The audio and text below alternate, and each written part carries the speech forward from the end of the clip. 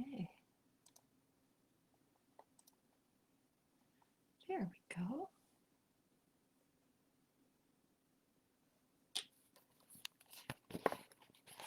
I do believe it might be Sunday at 7. And that would mean we would be at our very third gathering. And I think that I will be seeing someone. Yes. Oh, Monica, all the way from Tennessee. It's been so long since we've seen you live. Good to see you. I just clicked right at 7, so I know that I am supposed to give a little time for you to come on, but I'm so tickled to see that you're sharing with me already where you're from. I like that. I like that. As I said, this is our third gathering, and you truly are my total excuse to get dressed up. And so, I'm not going to get dressed up and not show you that I got dressed up because it's so infrequently that I do that. So let's see if I can share. Wait, do you see? Yes, look at this. I mean, seriously, gold pants. Wait, black leather boots. Yes. Okay. So just wanted to make sure that we got that all taken care of. You know, in the, I was wondering if I could ask you a favor. In the past few weeks, I was kind of wishing that I could access those of you who really are listening, my group, so to speak, those of you really engaged who maybe even listen to the whole thing when not just, hey, there she is. But I wanted to check in sometime on who was working on their vision boards. I was thinking about that these past couple weeks after Christmas, and I realized it would have been way easier if I had your emails and I could create that group.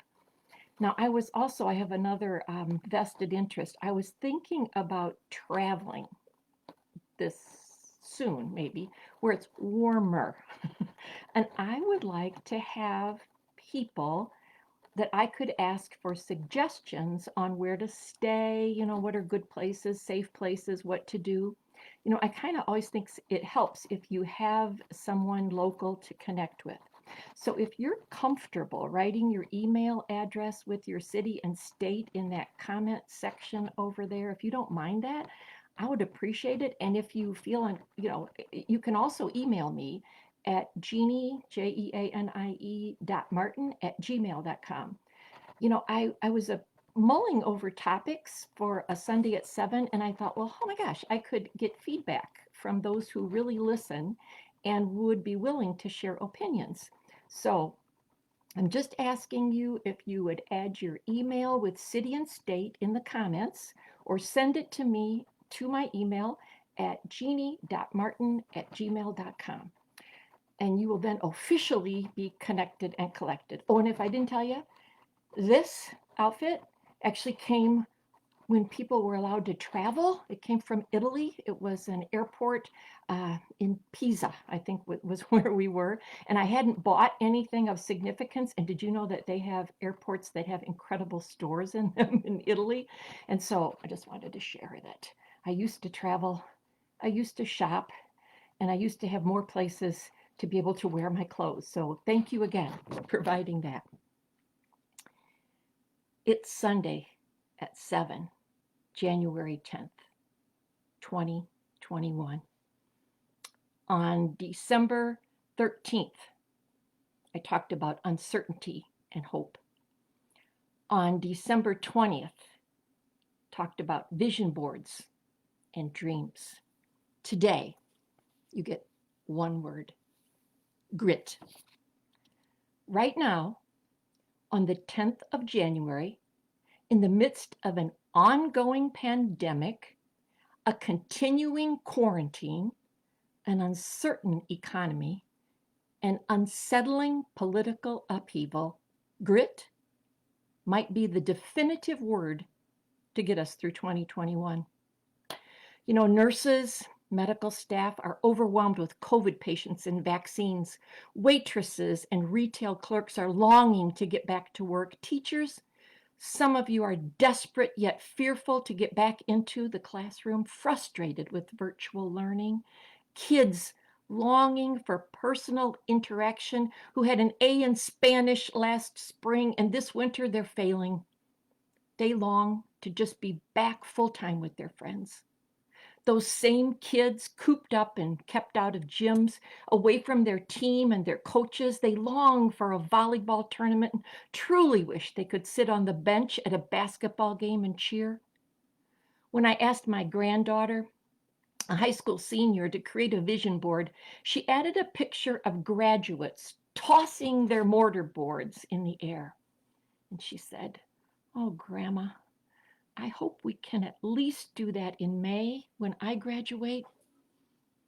My 8th grade granddaughter has a picture on her vision board of a class trip to Washington, D.C. that 8th graders used to take.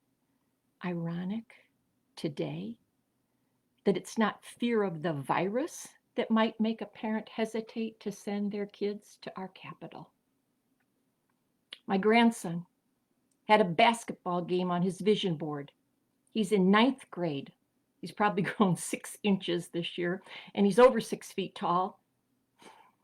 It looks like his freshman year could go by without him ever playing a game in his high school gym. What I'm telling you right now, none of it's uplifting. None of it brings a smile. It's real. It's true. Not denying that. But at this point, hearing these negative stories, it just feels overwhelming. I ask myself, is this really the story I want to tell at the end of this pandemic? As I've said, we're already 10 days into the January chapter of our 2021 Life book. What's your story? If someone asks you how you're doing, what's your story? You have one. I know you do. We all do. How many of you lead with the good stuff? You start off with a positive story when someone asks. How many go more for the "can you believe what's happening" version? You know, I can go in either direction. I can chime in with a litany of complaints, or I can pretend with the best of them that everything is just fine. Whatever story I choose to tell the rest of the world, what's the story I'm telling myself in here? And better yet, what's the story I'm going to tell when all this is over? I have grandkids. I told you. You know, this is a historical time, an unprecedented experience that will be talked about for generations. What story will my grandkids tell their kids and their grandkids? Seriously, what do we want to say about our lives during the 2020 pandemic? I see a person's story going one of two ways. It could easily be a victim story. I got laid off. I didn't get to play football.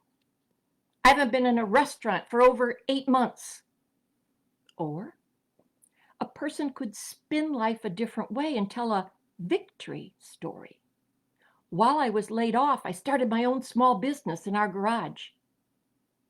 Since we didn't have football practice, my buddies and I rode our bikes to the creek and went fishing. My grandpa gave me his pole. It was awesome. Our family ate dinner together every night.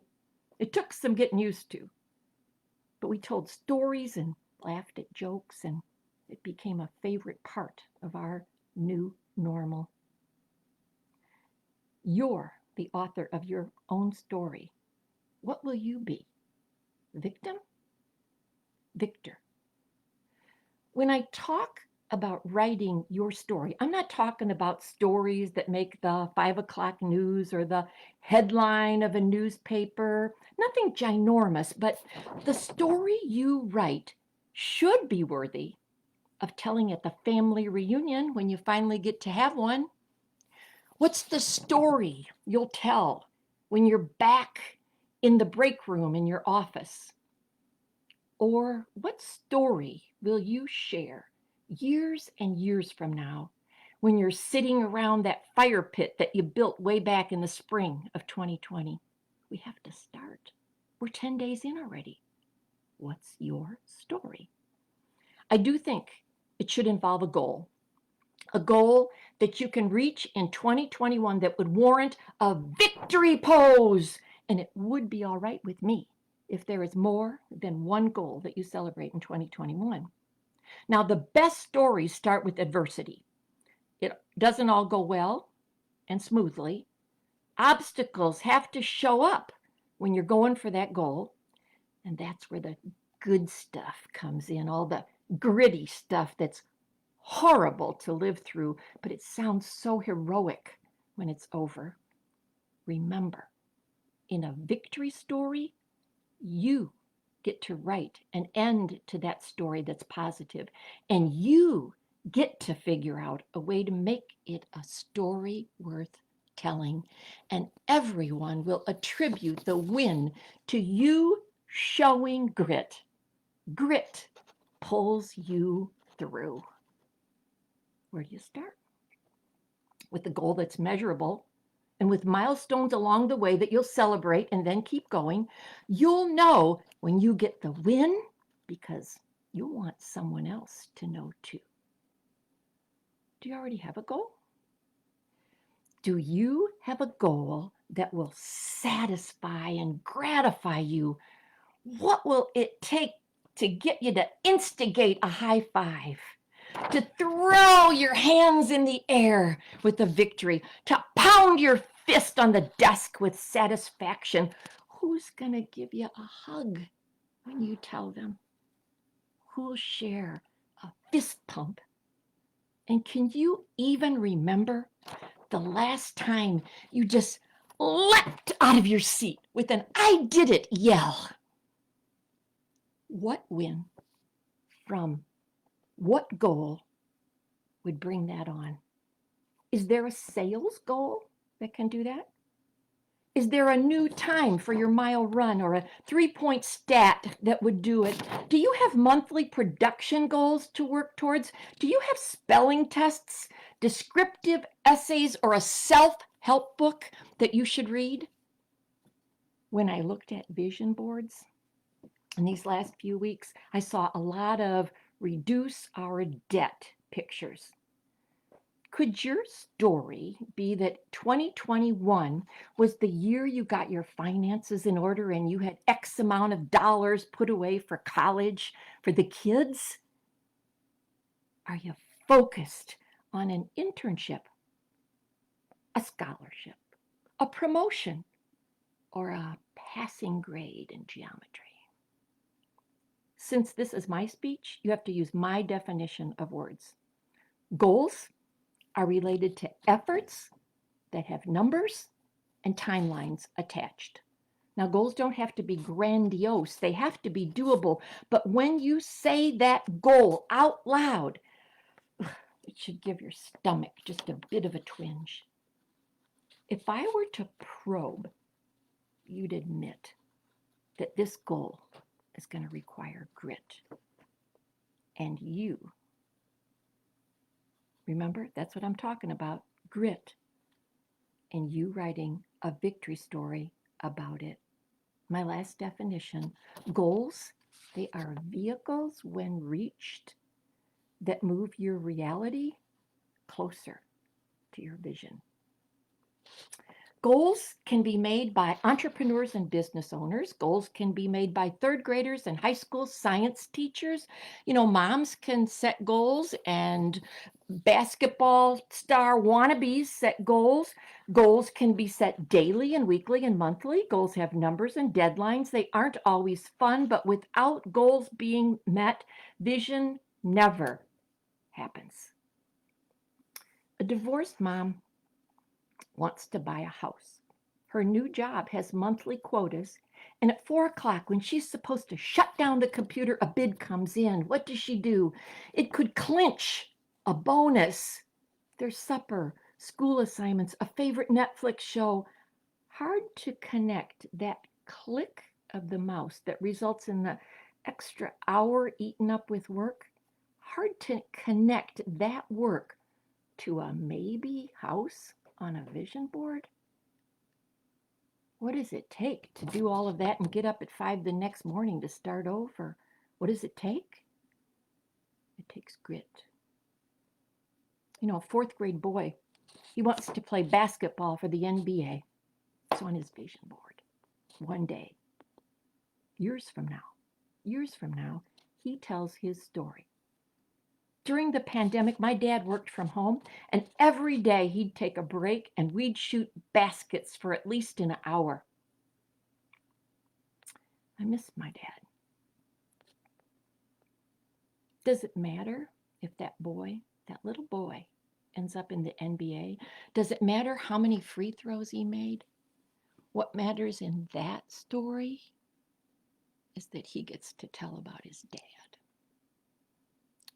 You know, your goal for 2021 can center around your business, or it can be a personal goal you're excited about. Maybe you go for walks, but you'd really like to run the Chicago Marathon 2 years from now, when you cross the finish line in downtown Chicago with thousands of runners. A newscaster grabs you for an interview and you explain, when COVID-19 hit, I was just a walker around the block and a stroll in the forest preserve. But in 2021, I started training for my first 5K. Look where I am now. In 2021, what daily walk-run goal regimen might you set up?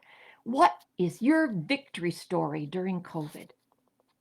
Now, your story doesn't have to be big. Never tried oil painting? Order paints and a canvas and allow yourself an hour a week.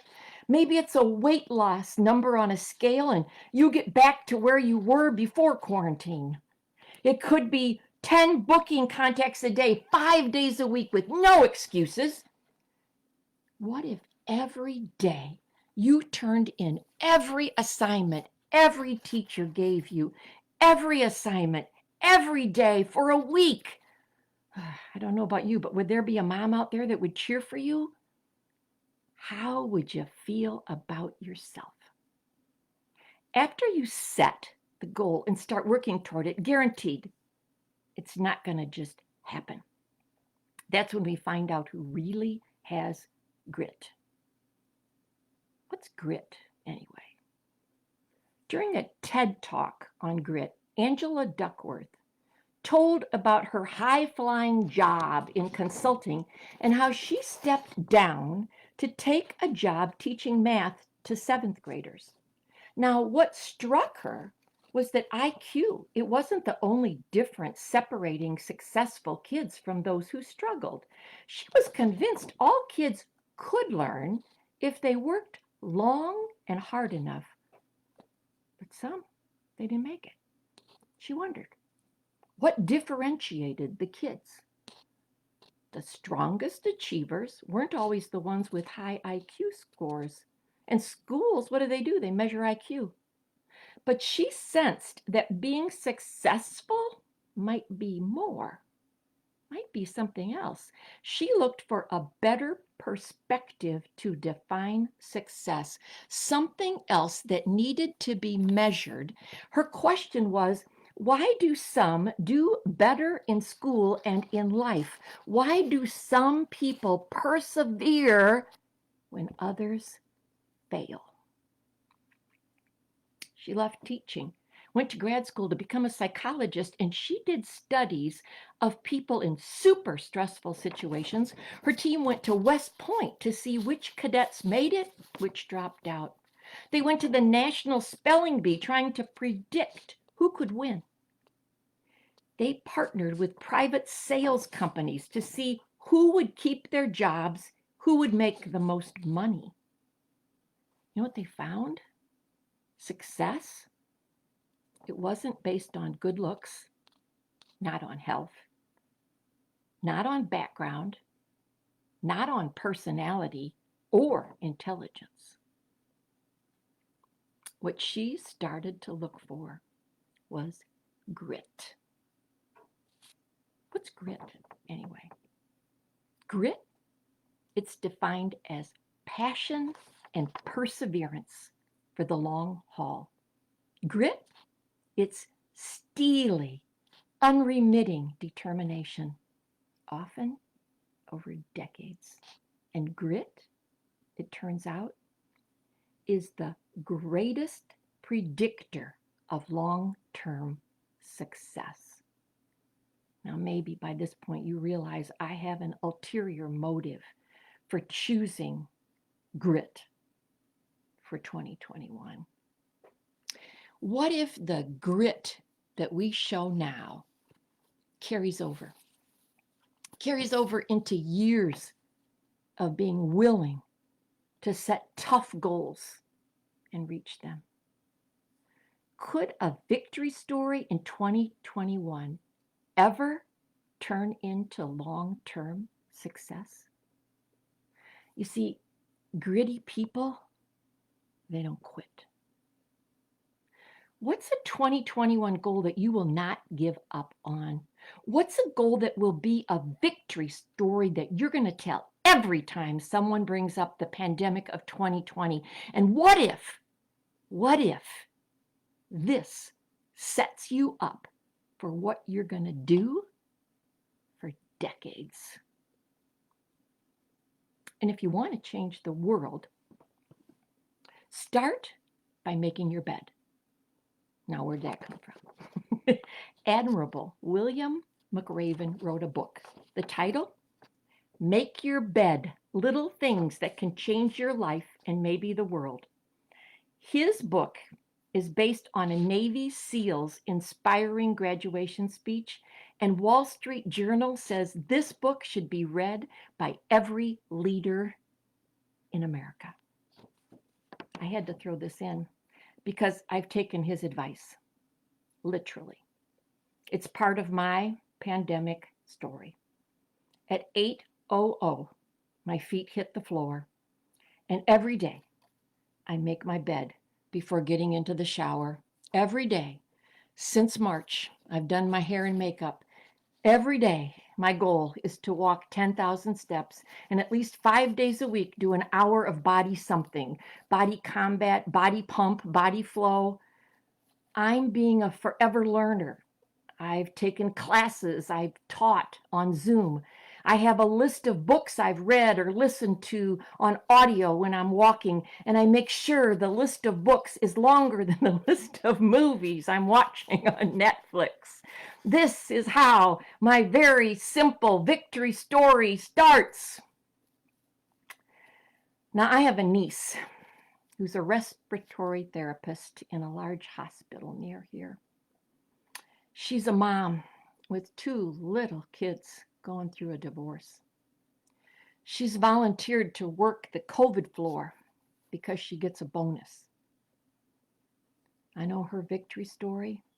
It's going to be way, way more impressive than mine when we have our next family gathering. But I can only be responsible for mine. And in my mind, I still want my voice to be proud. No matter how seemingly small or insignificant it might seem compared to other stories. So you have to remember the other component for grit. Passion. It's passion and perseverance for the long haul. During this quarantine, I've been rocking out that perseverance part. It's the passion that I've been missing. You know that story that I told you about making the bed and reading the books and walking in the freezing cold? That story is not exactly brimming with scintillating moments, but grit. Grit means being disciplined and determined. Okay, now here's the good news. If you dedicate yourself to perseverance, passion, can come. It was on a day in December. I responded to an assignment to reveal on Facebook who I was. Now that's simplifying the assignment, but as I sat down to try to figure out what to post, it hit me. I still wanted to make a difference to a lot of people. I loved stirring people up. You know what? Sitting at home, there were very few people to provoke, and Reed is totally tired of me provoking him. So can I just say that this assignment,